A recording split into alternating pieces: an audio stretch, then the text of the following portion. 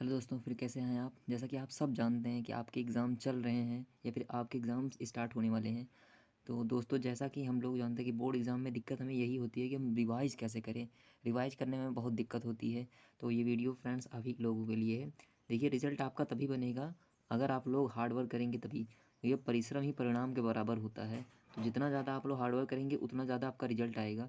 तो परिश्रम जितना करेंगे रिज़ल्ट उतना ही आना है। तो आपका रिज़ल्ट आपके हाथ में है। तो ध्यान दीजिएगा फ्रेंड्स। तो देखिएगा, परीक्षा का मतलब ही होता है उत्तर लिखना या फिर उत्तर को समझाना। तो आप अपनी कॉपी को जितना बढ़िया से लिख कर आएंगे ना, आपको उतना ही बढ़िया नंबर मिलेगा। तो जो भी आपका एग्ज़ामिनर होगा जो कॉपी चेक करता है ना, वो सिर्फ आपकी कॉपी देखता है, आपको नहीं देखता है। तो आप वहाँ जो भी लिख कर आइएगा, जैसे भी बढ़िया से लिख कर आइएगा, आपको नंबर उसी का मिलेगा। तो जब तक आपका पेपर नहीं ख़त्म हो जाता है, जब तक आपके हाथ में पेपर रहता है, समझ लीजिए आपका रिज़ल्ट आपके हाथ में है। तो आप अपना रिज़ल्ट, अपना भविष्य खुद ही बना सकते हैं। तो परेशान मत होइए और आप बढ़िया से जी जान लगा करके आज से भी जुटेंगे तो आपको पास होना है और बढ़िया नंबर लाना है। तो चलिए फ्रेंड्स, शुरू करते हैं कि कैसे हम फास्ट तरीके से रिवीजन कर सकते हैं।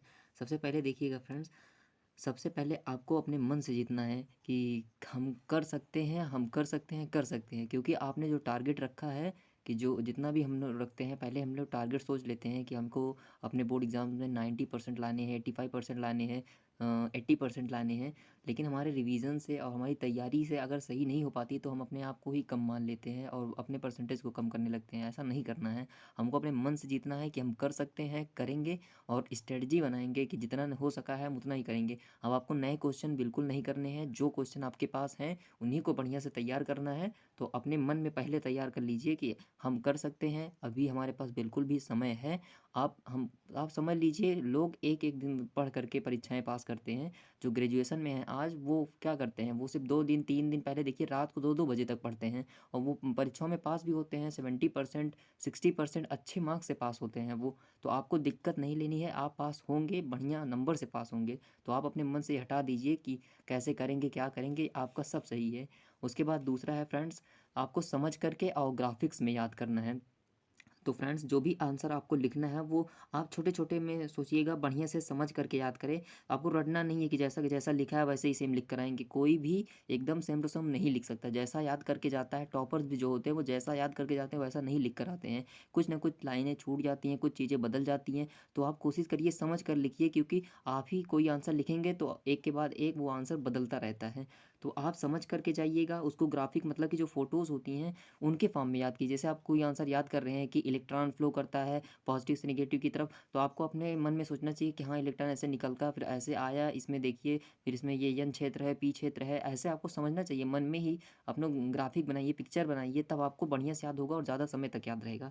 तीसरा है फ्रेंड्स, अपने आंसर को स्टेप वाइज याद कीजिए। जैसे कभी कभी आंसर काफ़ी बड़े हो जाते हैं तो हमको लगता है यार कैसे याद करेंगे, बहुत दिक्कत हो रही है। तो उसको कई सारे पार्ट में तोड़ दीजिए आंसर को, कि ये इसका पहला पार्ट, इसमें क्या करना है, फिर दूसरे में हमको क्या करना रहता है मेन। जैसे अब कोई हम डेरिवेशन कर रहे हैं, डेरिवेशन में कोई फार्मूला सबसे पहला रहता है उसको लिखते हैं, फिर उसके बाद वो कहाँ से आया है, उसके बाद अगर उसको डिफ्रेंशिएट करना है तो डिफ्रेंशिएट वाला पूरा टर्म छोड़ देंगे, फिर उसको डिफ्रेंशिएट ही कर लेंगे। लास्ट में हमें इसकी वैल्यू रखनी है, हाँ वैल्यू रख देते हैं। फिर उसके बाद इसको यहाँ पर सेट करना रहता है, सेट कर लेते हैं, फाइनल आंसर आ जाता है। तो इस तरीके से 4-5 स्टेप में तोड़ करके उसे आप याद कर लीजिए। उसके बाद उसके अंदर में जो है वो आप कर ही सकते हैं। तो इस तरीके से स्टेप में तोड़ करके याद कीजिए, आपको जल्दी याद होगा और पेपर में आप भूलेंगे नहीं, आपको सब स्टेप वाइज याद आता रहेगा। उसके आगे हम देखेंगे, शॉर्ट में आंसर लिखिएगा आप लोग और फार्मूलाज को लिखिएगा, डायग्राम भी याद करिएगा। अभी आप लोग अपनी तैयारी कर रहे हैं फ्रेंड्स, तो आपको तैयारी में अपना ध्यान देना है कि जितने भी आंसर आप लोग लिखिएगा उसको शॉर्ट में लिखिएगा। बहुत बड़ा आंसर है तो उसमें देख लीजिए क्या क्या काम की बातें हैं, वही उतना लिखिएगा। और जितने फार्मूले हैं उनको बार बार प्रैक्टिस कर लीजिए। वो फिजिक्स में भी होते हैं, केमिस्ट्री में भी होती है, मैथ्स में भी होते हैं। जहाँ भी आपको फार्मूले दिखेंगे उनको लिख लिख करके बढ़िया से तैयार करना है, डायग्राम बनाना है। आपको केमिस्ट्री में, फिजिक्स में काफ़ी सारे डायग्राम्स मिलते हैं। पेपर में डायग्राम बनाने के नंबर बढ़िया मिलते हैं। जितने सुंदर डायग्राम बनाते हैं उतना अट्रैक्टिव आपका आंसर लगता है। तो अट्रैक्टिव आंसर दिखाने के लिए आप डायग्राम बनाइएगा, पिक्चर बनाइए, बढ़िया से दिखाइएगा, कलरफुल। आप स्केच यूज कीजिएगा, लाल मत यूज कीजिएगा। और बाकी सब ब्लू, ब्लैक, ग्रीन, इस तरीके के कलर आप यूज कर सकते हैं। पेन्स भी बढ़िया से यूज करिएगा तो आपको बढ़िया नंबर मिलेगा। और देखते हैं फ्रेंड्स हमारे पास क्या है, मल्टीपल टाइम्स रिवीजन, ये सबसे इम्पॉर्टेंट है फ्रेंड्स। अब आपको नए क्वेश्चन नहीं पढ़ने हैं, केवल जो भी आपने तैयारी की है, नोट्स लिए हैं, जो भी आपने क्वेश्चन बैंक ली है, जितना आप पढ़ चुके हैं उसी को आप मल्टीपल टाइम्स रिवाइज कीजिए। सोचिए कि कितना मैक्सिमम बार हम इसको रिवाइज कर सकते हैं, 3 बार, 4 बार, 5 बार, उसको बार बार पढ़िए। भले ही वो क्या कहते हैं, बहुत अट्रैक्टिव नहीं है, बहुत ज़्यादा बड़ा नहीं है, बहुत इफ़ेक्टिव दूसरी जगह ढूँढ के नहीं लाए हैं, लेकिन जितना है हमारे पास वही एकदम बढ़िया से हम याद करके रखेंगे कि 3 घंटे के पेपर में हमको कहीं रुकना ना पड़े, इतना बढ़िया सब याद रहे।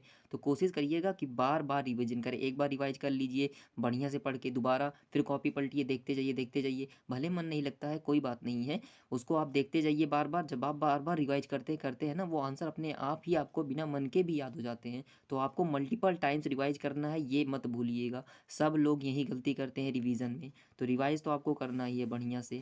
उसके बाद देखिएगा, ये लास्ट वाला है कि सबसे पहले पेपर में जो आता है वहीं से शुरू करना है आपको। तो पेपर मिलता है, उसमें सेक्शन बटे होते हैं कि कौन सा सेक्शन आपको बढ़िया से आ रहा है।